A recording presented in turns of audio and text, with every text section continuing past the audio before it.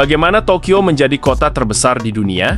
Guys, kalian harus dengar cerita gue kali ini. Karena gue mau bahas sebuah fenomena yang benar-benar melampaui batas imajinasi kita tentang sebuah kota. Yaitu bagaimana Tokyo menjadi kota terbesar di dunia. Sebuah kisah transformasi yang mengejutkan dan penuh dengan keputusan teknis yang brilian. Bayangkan, dengan lebih dari 41 juta orang di wilayah metropolitannya. Singapura yang kita bahas kemarin saja kelihatannya kecil dibanding Tokyo. Kalian cuma perlu membayangkan seluruh penduduk Kanada dijejalkan ke dalam satu kota untuk mengerti seberapa luas kota ini. Sebuah skala yang hampir mustahil untuk kita pahami sepenuhnya kalau cuma dilihat dari peta. Tapi gimana caranya sebuah kota bisa mengelola skala seperti ini tanpa berantakan dan tanpa sepenuhnya macet total sampai mati gaya? Untuk memahami itu, kalian harus tahu dulu seberapa besar kota ini secara fisik. Karena luasnya benar-benar bikin kita mikir ulang tentang apa itu definisi sebuah kota di dunia modern ini. Nah, maka dari itu, gue bakal ceritain semuanya di sini. Jadi, pastiin kalian nonton sampai akhir videonya.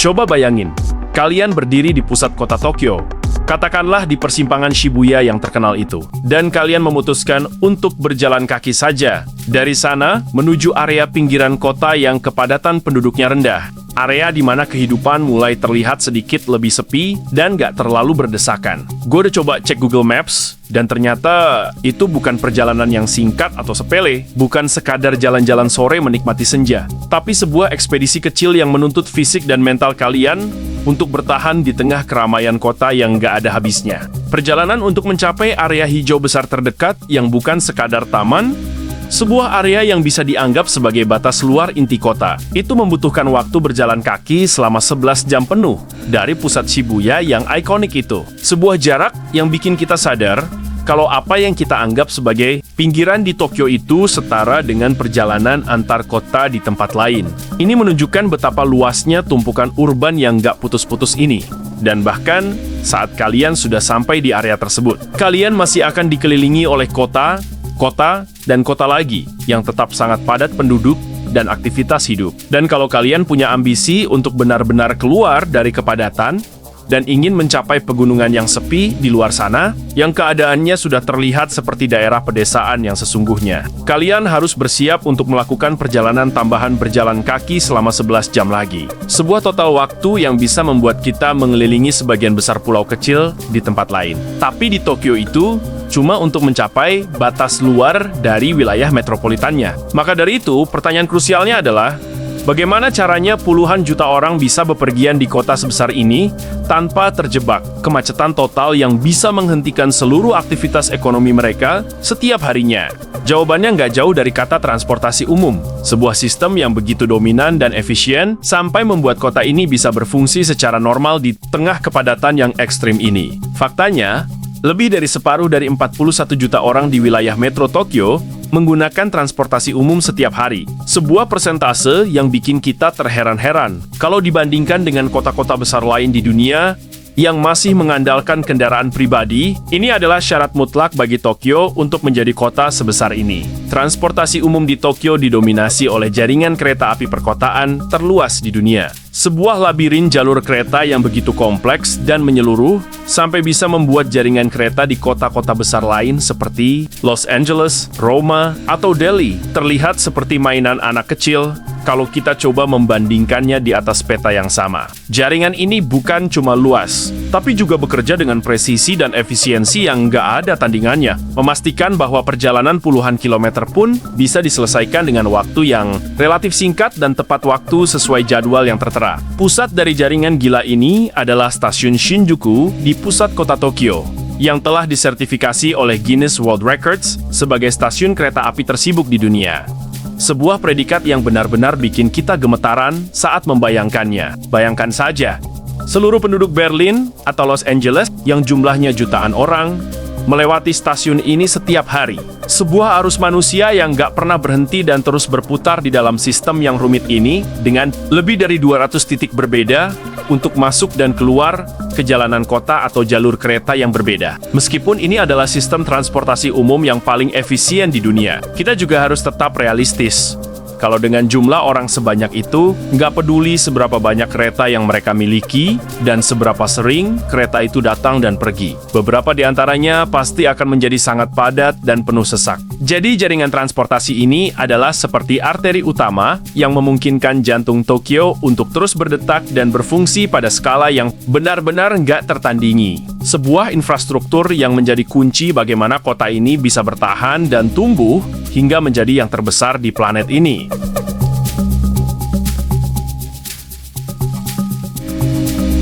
Biasanya, kota-kota besar lain di dunia punya satu kawasan pusat kota atau downtown yang jelas, di mana semua orang berkumpul dan tempat semua bisnis, semua perbelanjaan, dan semua budaya berada. Sebuah titik fokus yang menjadi magnet bagi seluruh wilayah metropolitan tersebut. Tapi, Tokyo sekali lagi membuktikan bahwa aturan itu nggak berlaku bagi mereka. Karena kota ini begitu besar sampai banyak kawasan berbeda di sana yang terasa seperti pusat kotanya sendiri. Sebuah fenomena yang membuat struktur kota mereka menjadi unik dan nggak ada duanya di dunia. Kalian bisa berada di Shinjuku, dan rasanya persis seperti di pusat kota, dengan gedung-gedung tinggi dan keramaian yang nggak berhenti. Lalu kalian naik metro selama 45 menit sekali, jalan menuju arah lain. Dan saat kalian keluar dari stasiun, suasananya masih sama seperti di pusat kota, dengan lampu-lampu terang dan ribuan aktivitas bisnis yang berjalan bersamaan di sana. Kemudian kalian coba lagi naik metro 45 menit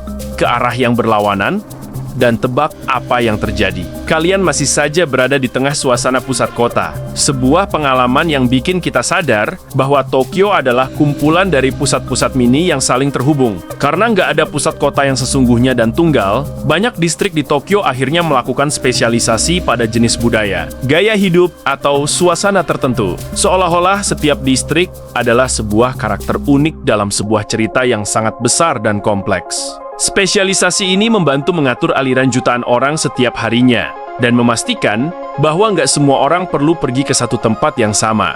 Sebuah strategi yang secara intuitif menciptakan efisiensi dan keberagaman yang sangat kaya di seluruh kota itu sendiri. Salah satu distrik yang paling terkenal adalah Akihabara, yang dengan bangga dijuluki sebagai kota anime karena tempat ini adalah pusat utama dari budaya otaku, yaitu segala sesuatu tentang permainan video game, anime, manga, dan elektronik yang canggih. Jalanan di Akihabara itu dipenuhi oleh budaya anime yang berwarna-warni dan menarik, dan kalian akan melihat cosplayer berjalan di trotoar sepanjang waktu. Sebuah pemandangan yang menggambarkan bagaimana hobi dan budaya bisa menjadi kekuatan, ekonomi sekaligus identitas sebuah kawasan kota besar di sana. Kemudian ada Harajuku, sebuah distrik yang menjadi pusat kebudayaan anak muda Jepang, di mana setiap sudut jalannya adalah panggung mode dan ekspresi diri yang nggak ada habisnya. Di sini, kalian akan melihat orang-orang mengenakan berbagai jenis mode alternatif dan gaya yang berani. Sebuah tempat di mana tren baru lahir dan menyebar ke seluruh Jepang, bahkan dunia. Dan ini adalah bukti bahwa Tokyo nggak cuma hidup dari bisnis dan teknologi, tapi juga dari kreativitas dan kebebasan berekspresi anak mudanya itu sendiri.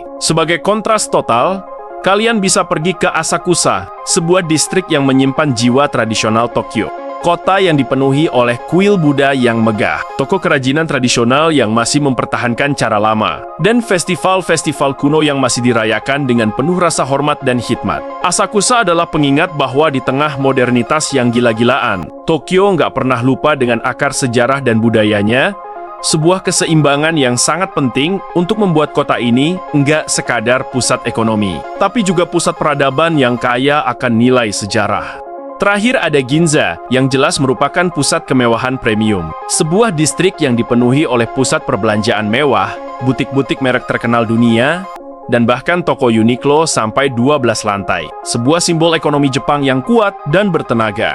Di Ginza, kalian akan melihat orang-orang di jalan mengenakan berbagai merek mewah yang dapat kalian bayangkan. Dan semua spesialisasi distrik inilah yang memungkinkan Tokyo untuk mengelola populasi raksasanya dengan baik. Karena setiap orang bisa menemukan pusat mereka sendiri tanpa membebani satu titik saja di kota yang sangat besar ini.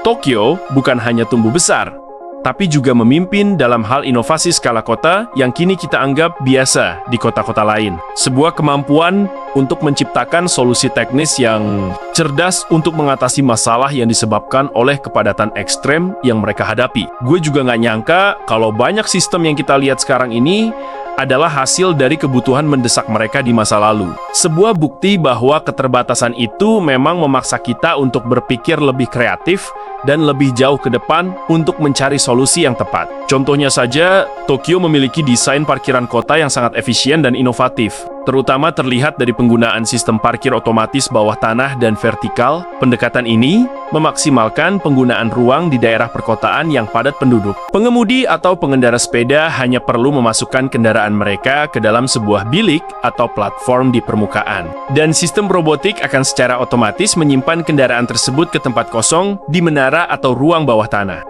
Untuk mengatasi kemacetan lalu lintas di jalanan utama, Tokyo membangun sistem papan informasi besar yang terletak di atas setiap rute utama di sekitar kota, yang terus menyampaikan informasi lalu lintas secara real-time kepada para pengemudi, sehingga mereka bisa membuat keputusan yang lebih baik tentang rute mana yang harus mereka ambil. Ini adalah salah satu upaya awal untuk manajemen lalu lintas kota pintar skala besar, yang secara efektif membantu mengurangi titik-titik kemacetan yang parah dan membuat aliran kendaraan mereka tetap berjalan dengan relatif lancar di tengah semua kesibukan kota itu. Namun, solusi paling ikonik mereka adalah saat lalu lintas antara Tokyo dan Osaka bagi puluhan juta orang yang tinggal di sana mulai menjadi tidak terkendali. Mereka nggak membangun jalan raya tambahan, tapi mereka menciptakan kereta peluru atau Shinkansen yang bentuknya memang mirip peluru itu. Kereta ekspres super ini benar-benar menyingkirkan semua gagasan yang ada tentang kecepatan kereta di masa itu. Sebuah lompatan teknologi yang secara efektif menyelesaikan masalah perpindahan jarak jauh dan mengintegrasikan seluruh Jepang dengan cepat dan mudah ke pusat kekuatan di Tokyo itu. Di bawah permukaan kota, mereka juga terus berinovasi dengan membangun saluran pembuangan terbesar di dunia. Sebuah infrastruktur yang jarang terlihat tapi sangat penting untuk mengelola limbah dari puluhan juta orang yang tinggal di sana. Sebuah proyek rekayasa sipil yang membuktikan bahwa mereka nggak cuma berpikir tentang hal-hal yang indah di atas permukaan saja, tapi juga tentang kesehatan dan keberlanjutan jangka panjang kota mereka, dari sisi yang paling mendasar serta krusial untuk kehidupan warga mereka. Melihat Tokyo di masa kini, salah satu hal paling umum yang sering kita lihat di media sosial adalah orang-orang membicarakan betapa murahnya biaya hidup di sana. Sebuah persepsi yang menarik dan seringkali mengejutkan, khususnya bagi orang Amerika yang terbiasa dengan harga di negara mereka sendiri. Itu menimbulkan kejutan dan kekaguman seolah-olah Tokyo adalah surga dengan biaya hidup yang sangat terjangkau di tengah fasilitas kota dunia pertama yang sangat lengkap itu sendiri. Jadi itu mungkin tadi pembahasan soal kota terbesar di dunia. Kalau menurut kalian, apa yang harus kita pelajari dari kota Tokyo? Coba komen. Gua pengen dengar pendapat kalian.